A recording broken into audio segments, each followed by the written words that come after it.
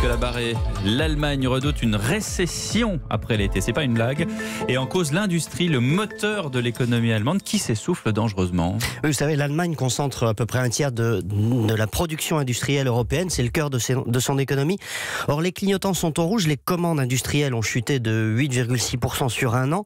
Et donc, vous comprenez que nos voisins s'inquiètent. Les économistes anticipent une croissance zéro pour le deuxième trimestre qui vient de s'achever. Se demandent au fond si on n'est pas en train de vivre la fin d'un cycle, une fin de cycle qui pourrait être marquée par donc une récession cet automne. Alors, qu'est-ce qui explique fondamentalement ce scénario ? Vous savez, l'Allemagne, c'est une économie d'abord très ouverte. Elle a un excédent courant qui est le plus élevé du monde et du coup, elle est exposée davantage que les autres, sans doute, aux trois vents contraires qui soufflent en ce moment. Le protectionnisme de Trump, le ralentissement économique de la Chine, qui est assez prononcé, et puis le Brexit. Ces trois pays sont des débouchés majeurs pour l'industrie allemande.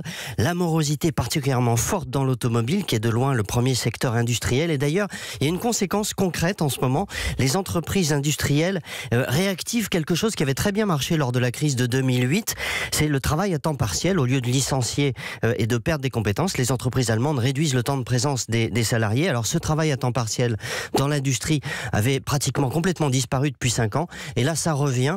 Au moment où on parle, il y a 150 000 salariés qui travaillent à temps partiel en Allemagne. Mais si l'Allemagne rentre en récession, c'est pas du tout bon pour nous.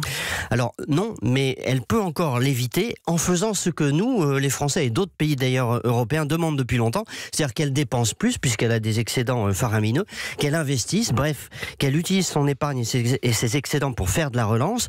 Non seulement ça permettrait d'éviter la récession, mais ça profiterait à tous les pays européens, à l'Italie qui est en croissance zéro également, et puis bien sûr à la France. Donc il va falloir surveiller de très près finalement les orientations de la politique économique allemande dans les mois qui viennent parce que ça aura un impact direct pour nous.